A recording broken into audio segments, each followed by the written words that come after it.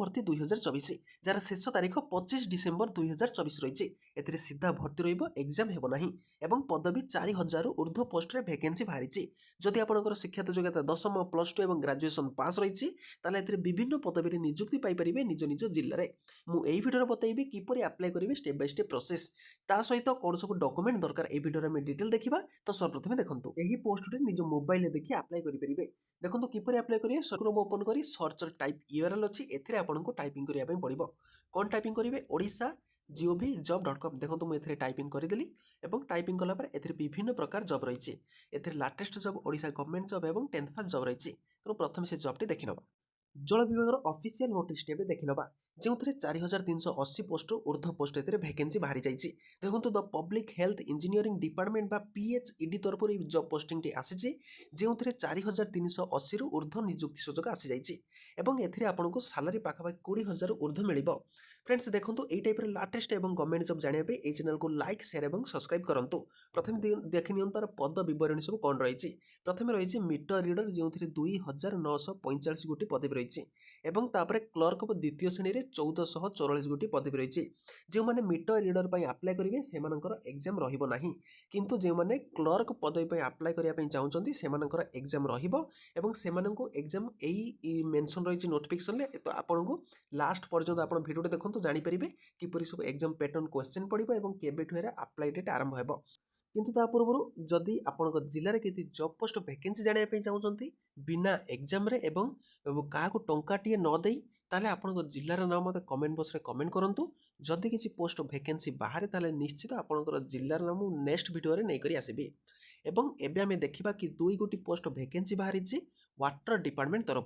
प्रथमटी रहिबो meter reader जो पाखापाखि 2945 गोटी पदवी रही और यह आपण निज जिला पंचायत रे निजुक्ति पाइपर।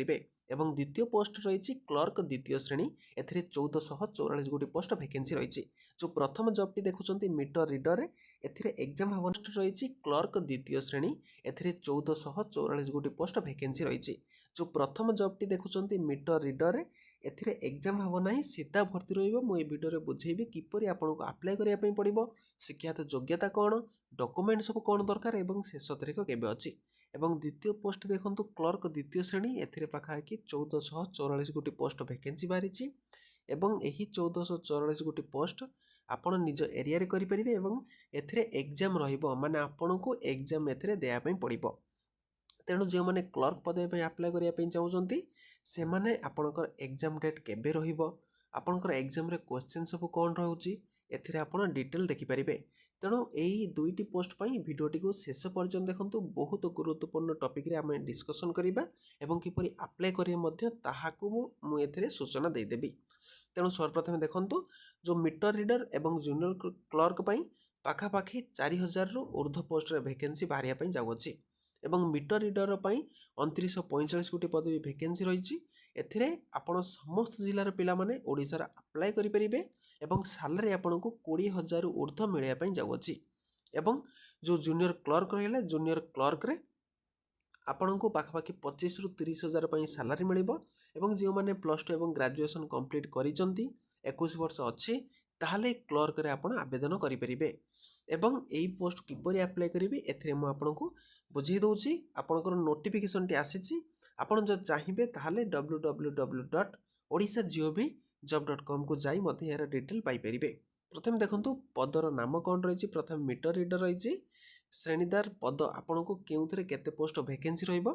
देखो यूआर जो मैंने आप्लाय करेंगे से 1139 पदवी रही ओबीसी 810 रही ईडब्ल्यूएस 435 रही एससी 520 एसटी 320 और एक्स सर्विसमैन जो मैंने अच्छा से 21 पदवी से भाई जूनियर क्लर्क 614 यूआर 410 पोस्ट आपणकर एससीबीसी रही 111 पोस्ट ईडब्ल्यूएस 209 एससी एवं 67 एसटी एवं 3 गोटी पदवी रही एक्स सर्विसमैन जो मैंने ये 2टी पोस्ट को आप्लाय करने चाहते एथिरे यही सब डिटेल आप देखिले पाखापाखि जो मैंने यूआर कैटेगरी पिला अच्छा एवं से आय जदि 7 लाख कम रही से बापा आय जमी परिमाण कम रही से ईडब्ल्यूएस कैटेगरी आप्लाय करेंगे।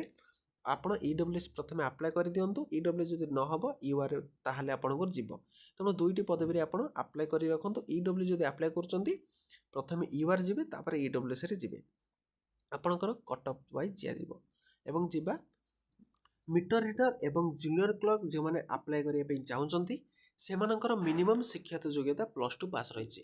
ତେଣୁ ଯେଉଁମାନେ +2 ପାସ୍ କେବଳ କରିଛନ୍ତି ସେମାନେ ମିଟର ରିଡର ଏବଂ ଜୁନିୟର କ୍ଲର୍କରେ ଆପ୍ଲାଏ କରିପାରିବେ। କିନ୍ତୁ ମିଟର ରିଡରରେ ସମ୍ପୂର୍ଣ୍ଣ ଯେଉଁମାନେ ଆପ୍ଲାଏ କରୁଛନ୍ତି ସେମାନଙ୍କର ଏକ୍ଜାମ୍ ହେବନି, ସିଧା ଭର୍ତ୍ତି ରହିବ। କିନ୍ତୁ ଯେଉଁମାନେ ଜୁନିୟର କ୍ଲର୍କ ଆପ୍ଲାଏ କରିବେ ସେମାନଙ୍କର ଏକ୍ଜାମ୍ ରହିଛି। ଏଇଟା ହେଲା ଯଦି ଆପଣ କେବଳ +2 ସାଇନ୍ସ ପଢ଼ିଛନ୍ତି କିମ୍ବା ଆର୍ଟ୍ସ ପଢ଼ିଛନ୍ତି, କମର୍ସ କରିଛନ୍ତି, ସମସ୍ତ ପିଲାମାନେ ଏଥିରେ ମିଟର ରିଡରରେ ଆପ୍ଲାଏ କରିପାରିବେ ଏବଂ ଜୁନିୟର କ୍ଲର୍କରେ ମଧ୍ୟ ଆପ୍ଲାଏ କରିପାରିବେ। ଏବଂ ଦେଖନ୍ତୁ କେଉଁ ବର୍ଗରେ ଆପ୍ଲାଏ କରିବେ। ପୁରା ପ୍ରଥମେ ରହିଛି ଦେଖନ୍ତୁ ଶ୍ରେଣୀର ନାମ, କୋଡ଼୍, କ୍ରମାଙ୍କ, ନିର୍ଦ୍ଦେଶ ସବୁ ରହିଛି। ଅନଲାଇନ୍ ଆବେଦନ କେତେବେଳେ କରିବେ ଏବଂ ଆପଣଙ୍କର OBC କି ଅଛନ୍ତି, OBC ଯେଉଁମାନେ ଅଛନ୍ତି ନନ୍ କ୍ରିମିଲିୟର ସେମାନେ ମଧ୍ୟ ଏଥିରେ ଆବେଦନ କରିପାରିବେ OBC ସେକ୍ସନରେ।